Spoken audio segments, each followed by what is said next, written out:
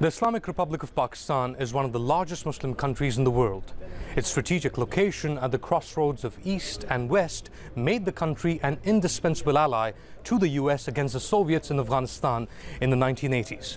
Then there was global concern about Pakistan as a hotbed for extremism following the September 11 attacks. Pakistan chose to align itself with the US war on terror. It's the only Muslim country with nuclear weapons and has fought 3 wars with India. It's also a major player in the Organization of Islamic Countries, which is meeting for its 13th summit in Istanbul this year. That's where we spoke to Pakistan's most senior diplomat, Sartaj Aziz, who has spearheaded diplomacy with India, Afghanistan and the US. This is TRT World's One-on-One. Sartaj Aziz, thank you for speaking to TRT World. You come at a critical time for Pakistan. It's just over a month since this horrific attack in the city of Lahore, where at least 78 people were killed, an attack claimed by an offshoot of the Pakistani Taliban. Pakistan has been involved in a fight, an existential fight, some would say, against the Pakistani Taliban with Operation Zarb-e-Azb. And now there is an operation that is being carried out in Punjab as well. How is Pakistan's fight against extremism faring? Well, this is a subject on which Pakistan has suffered a lot, but I think now is making very substantial progress. In the last 14, 15 years since 9/11, 60,000 people lives have been lost, including 10,000 security persons. Economic losses go beyond $100 million. And it has been it has disrupted the entire investment climate. It has caused irreparable damage to Pakistan's economy and its general security situation. So when our government came in 2013, this was priority number 1, how to deal with it. And I think it has been a very, 2.5 years is not a very long time. But what we have achieved in this 2.5 years is remarkable, considering that elsewhere in the world, the specter of terrorism is growing. In Pakistan, it's coming down. And the reason is threefold. First, the military's determination to root out, join this battle. So in the September 2013, 3 months after our government came in, the Karachi operation started. And then in June 2014, the Operation Zarb-e-Azb started in North Waziristan, the last agency where everybody had stuck a foothold. And then in 2015, the National Action Plan. So, and the Army has succeeded in eliminating networks, infrastructure, and very large number of terrorists. They escaped from tribal areas to the cities, and now combing operations are going around. The second factor was political consensus. They had pockets of support, but after the school attack in Peshawar in December 2014, national consensus emerged. And so that was the second factor. The third is, and that is the important factor, that the foreign policy dimension of this, of adopting a policy of non-interference and not fighting other people's war and trying to deal with our own security situation first, has emerged as the priority items. So this combination has enabled us to gain an upper hand in this. The number of attacks in last year, 2015, was 50% of what was in 2014. And I'm hoping that 2016 will be even better. They don't have large capacity, big infrastructure anywhere, but they can launch small suicide attacks here and there. And there are, of course, some TTP elements have escaped in Afghanistan from where they operate. But I think on the whole, this battle is moving well, and I'm hopeful that in the coming 1 or 2 years, we'll be able to turn the corner. Some say that the military's involvement in this has been the game changer. Has the government had to cede space, more space to the military to make this action against extremism possible? The other way around. Since military knew that its own security and its own challenges threatened, they needed political support to go ahead and do it. And though that's why when Operation Zarb was being launched, the government was afraid of political backlash. So they took 2-3 months to have some dialogue and then decide. And similarly in the next stage. So in this case, there is a strong, what I call, coincidence of interest among the political leadership and the army. So it doesn't amount to thing where there's something only army needs and the civilian has the political. This is a very good area of what I call cooperation and convergence of objectives, because security is as important for the armed forces as it is for the political So leadership. the speculation that the army and the civilian government is not on the same page is baseless. Is baseless in the sense that there may be operational issues on who gets priority on what and what kind of, because there are at the margin groups which may be ready to be taken on, and others, you see, you can't take on everybody at the same time. So therefore my own feeling is that it's a very professionally determined strategy that is now being followed. What and groups how to can't be taken on? No, taken on, you see, some people like TTP we are taking on militarily. Other groups require a different approach because their networks are deep and most of their functions are not what you call active in terms of military activity. So you have to have a policy in which you combine the mind winning and generally the de-radicalization policy, so that you do not necessarily, because you see globally and elsewhere India-centered organization is being targeted, but you can't follow that strategy which you follow for TTP. There you have to sort of get them on board in terms of ensuring that they do not undertake any activity that is not permitted by law. And I think gradually, because you see this thing has been growing for so long, it has deep roots, and as I said, 2.5 is not a long time. This is the accusation that India lays, and some elements in Afghanistan lay against the Pakistani government and the state of Pakistan, that it is selective in its approach to extremism, to extremist groups. And you also raise this issue that you can't treat groups equally, but how are extremist groups good and not so good? This is a issue which is global. You see, now Muslim Brotherhood is a terrorist organization in Egypt, but other countries take, no, this is not. Similarly, there are many groups which, in terms of what you, how you deal with them by different countries. So even globally, this kind of a thing is not easy. In Pakistan's case, our law and our policy is very clear that we are against extremism and use of violence for political power in any case. So nobody is allowed to use it. In any country? In any country. So in our case, but those groups which are as a priority basis threatening our security forces and security establishment directly, they require direct military confrontation and elimination.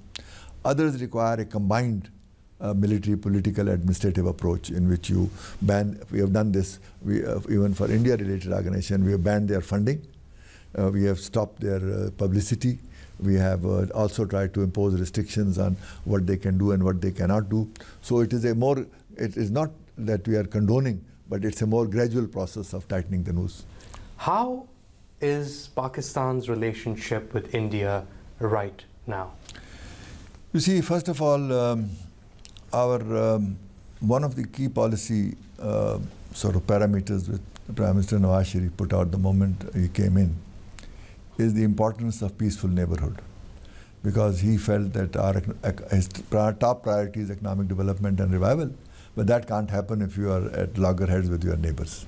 So that policy, better relations with Afghanistan, better relations with Iran, better relations with China, better relations with India. So this has been a broad policy parameter.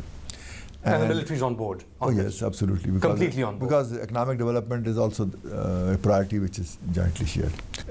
I think when Prime Minister Modi came, Prime Minister Nawaz Sharif went there, and we were hopeful that this dialogue will start.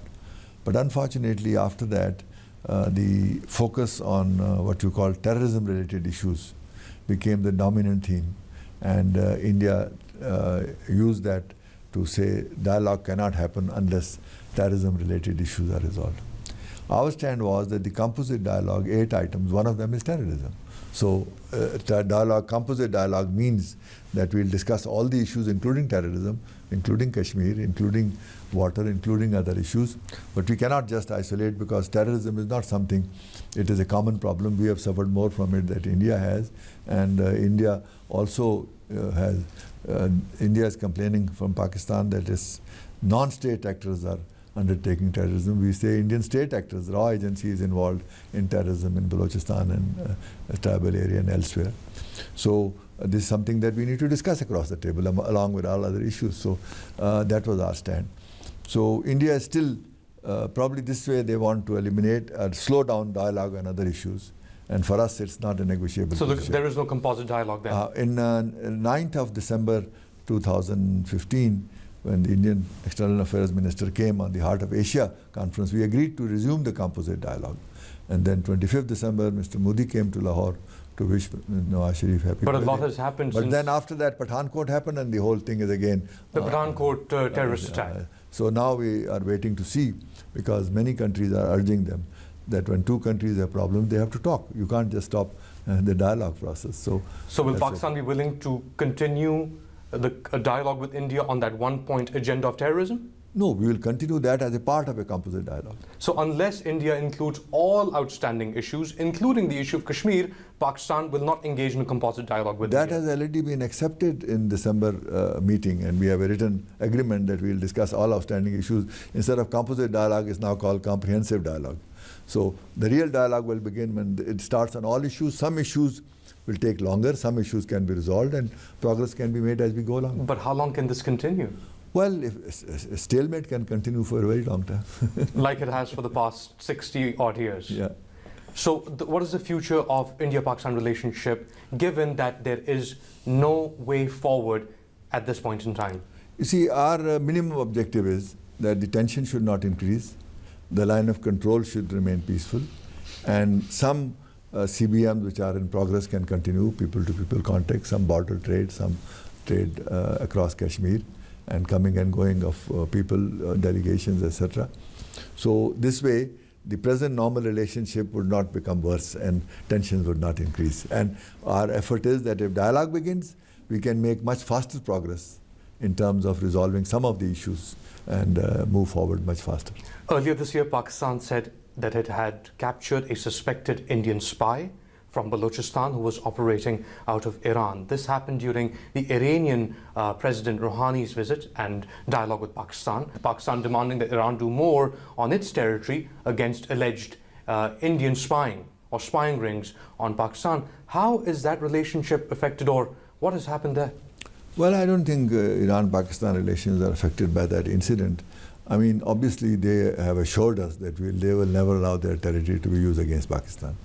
And at the same time, the spy who was working in Charbagh in Iran and infiltrated here has given us a chance to have more elaborate arrangements to see the movement across the border, and we are in discussions of how the Pakistan and Iran border should also be managed better so that there is no such infiltration.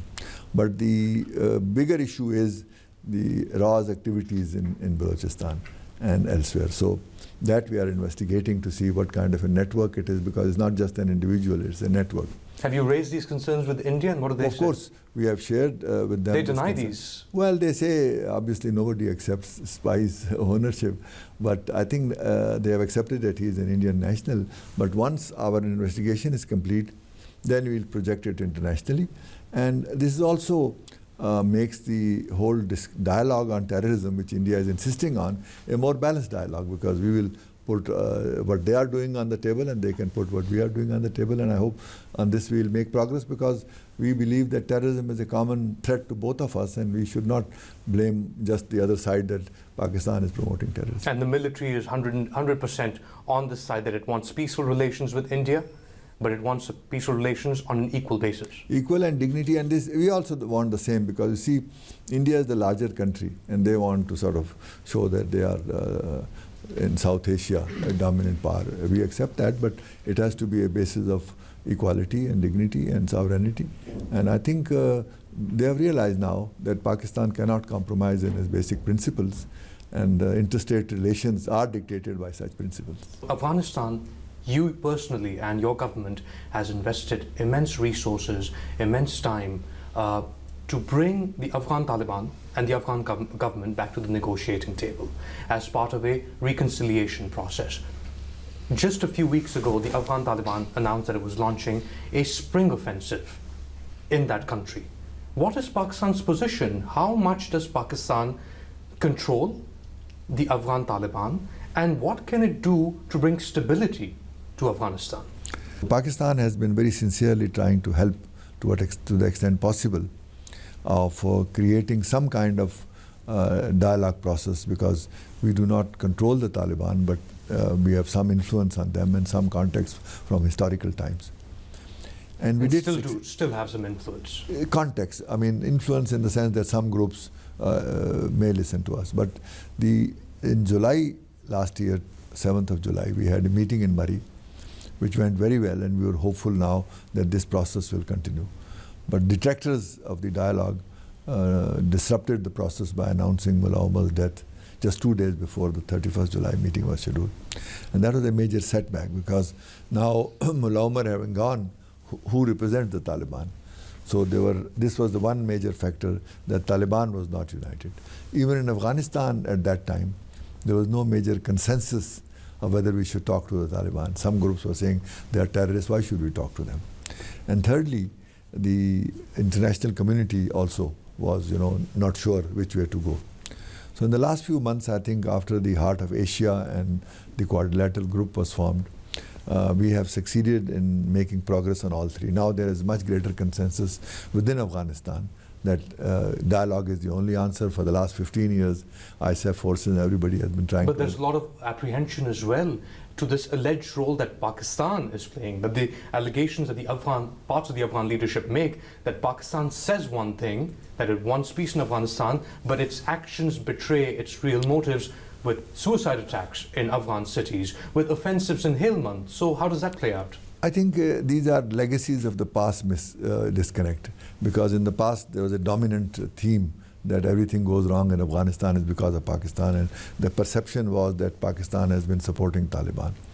So the big change in our relationship with Afghanistan came in 2013 and then 2014, when we convinced them that we have a policy of non-interference. We are not in favor of any group taking power by force, and we want to promote dialogue. So these detractors who are using this argument from the past, saying, why would Pakistan launch suicide attack in Afghanistan? There has to be some motivation, some justification of what we are doing. Well, they say that Pakistan supports elements like the Afghan Taliban that then go on to launch suicide attacks, simultaneously to promoting this peace process. To do what? I mean, the question is... For leverage. Leverage for those people who are a threat to us. We are convinced that if Taliban come to power by force, it is not good for the security of Pakistan, because they will then join hands with other groups which want to destabilize Pakistan and then be bad for us. So the Afghan Taliban is also a threat to Pakistan? No. We are saying the Afghan Taliban are Afghans' responsibility. We can't fight them on our territory. But we would not allow our territory to be used against Afghanistan. So these are the three elements of our policy. Non-interference, we will not allow our territory to be used, and Afghan enemies are our enemies. So in that sense, we can't fight their war on our soil, but we won't allow our soil to be used. And that's why after Operation Zarb, their infrastructure is totally destroyed. They can't operate from here. There may be individuals scattered around who are trying to cross, because now we are doing border management so that nobody can cross across the border. So I think majority of people now accept Pakistan's sincerity, but there are some elements, who are detractors, I would call them, and they still play the old tune. But I think majority of independent observers, American observers, others groups, they are convinced that Pakistan is sincerely promoting peace, but our ability to actually not only bring them to the conference table, but to achieve a settlement is somewhat limited, because it's essentially an Afghan-owned and Afghan-led process. It is the Afghan government and the Taliban who have to negotiate. We and China and America, which are part of the Quadrilateral Group, can only facilitate them to come together. But in my view, the ultimate peace will depend partly on the ground situation. And if with the ISAF support, they are able to hold the ground and not lose too much territory in the coming weeks, then Taliban will probably be forced to think about the dialogue option. Secondly, what kind of a settlement can come out? Because obviously they won't just come disarm and say, sorry, we are made a mistake and we are here to talk. I think they would like to have whatever sort of sharing of power or responsibility. So that will take time. It will not come out immediately, but Afghan government has to decide what can they offer them. And thirdly, I think the international community, and I've never seen such consensus on any other issue than this, that everybody wants Afghanistan to become peaceful. Not a single country in the world, no matter which bloc, Islamic, Soviet, Europe, America, want this war to go on. So I think this is a very strong pressure on the groups to come together. So we are still hopeful that some discussions can start, but as I said, it will depend partly on the ground situation and partly what Afghanistan can offer them. Partly on the ground situation and partly how the Afghan Taliban react and the cards that they play. Partly that, because they are also, you know, not a single group. Some are more extremists, want to fight on, and others are more moderate. They know, okay, Afghan nation has suffered so much. The general perception is that they may gain a little territory here and there. They cannot overrun Afghanistan anymore. But their ability to carry on insurgency for an indefinite period is there. And so people of Afghanistan will go on suffering. I mean, this is also something, you know, which has to be realized, that ultimately Afghan people need peace. And if this is what they realize and they want to serve their own people, then they have to come to some kind of terms. Last year, the Chinese premier came to Pakistan and started what is now the Pak-China Economic Corridor, the CPEC. About $50 billion worth of investments will come into Pakistan to create this corridor linking Xinjiang in China to Gwadar in Pakistan. There's been some controversy around that, but what is Pakistan hoping to achieve with China's involvement in the CPEC? What does it see in the next decade happen inside Pakistan? This upgraded relationship to a much higher strategic level and in terms of much deeper economic interaction in terms of investment. And the total, and as you know, if Pakistan is trying to get $1 billion investment from abroad or from IMF, or even as loans, it takes us years, and look at the number of conditionalities. And here they promise $46 billion in 5-7 years, and almost $30 billion out of that is power sector, in which Chinese companies will invest in power projects in Pakistan, coal-based, gas-based, solar, hydro, and then sell the electricity to Pakistan. So this level of investment, even if it takes 5-7 years, 4-5 billion a year, and then 6 billion a year, is a game changer for us, because this will change our investment GDP ratio, and our growth rate, which is stuck at 4.5%, can go to 6%.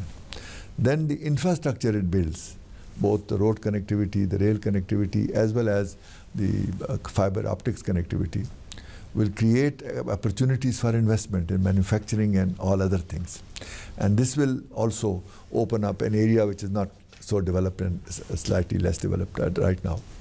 So it's a multidimensional something which is not an end in itself, but preparing the ground for much larger investment.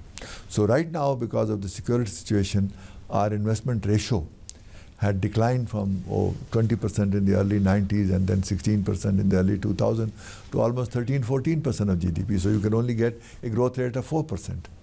This will push back our investment GDP ratio to 18, 19, and so we'll start getting 6-7% growth rate, which is critical for us to solve our unemployment problem, solve our poverty problem.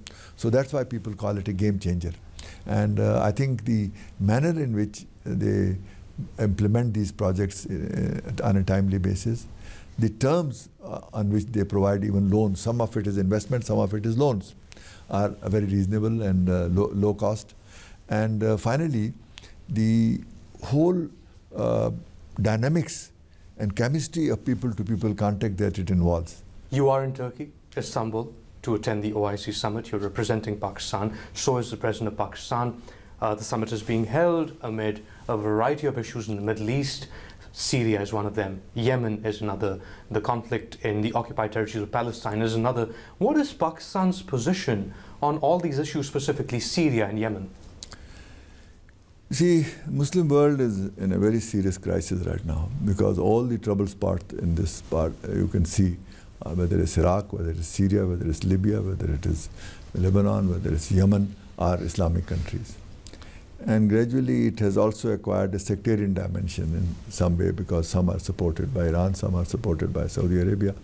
And the Yemen conflict particularly, then before that in Bahrain something like this happens, in Syrian situation also. So this is not at all good for the Muslim Ummah, and many speakers yesterday in the foreign ministers meeting all wanted greater unity in the Islamic world and a collective effort to meet common challenges rather than magnify differences among them. So I think that in both these major crises, Yemen and Syria, if there is some effort to achieve a degree of cooperation that resolve the present conflict between them and all the countries cooperate, then it will also help to eliminate the underlying causes of disunity among the Islamic countries. And on Syria, of course, the differences are much sharper, because big powers are also involved in a big way, Russia and America in Syria. In Yemen, it is the regional powers which are basically involved. And now some dialogue has started on Yemen. Ceasefire has also been agreed upon. Let's hope that these two issues, which are the sort of manifestation of the crisis which Islamic world is facing, will at least get diffused, if not totally resolved, for the Muslim Ummah to make. So that's the recommendation that Pakistan as a state and its foreign policy will give to Saudi Arabia and Iran? Yes, in January 18th and 19th January, our Prime Minister and the Army Chief both went to Saudi Arabia on the 18th January and then Iran on the 19th January to convey the same message, that right now when we face so many common threats, the need for unity in the Muslim Ummah is much greater. And therefore, while basic differences may take time to resolve, at least some cooperation on the burning issues, geopolitical issues like Yemen and Syria, would help to improve the situation. Sartaj Aziz, thank you so much for speaking to us. It's a pleasure, sir. Thank you.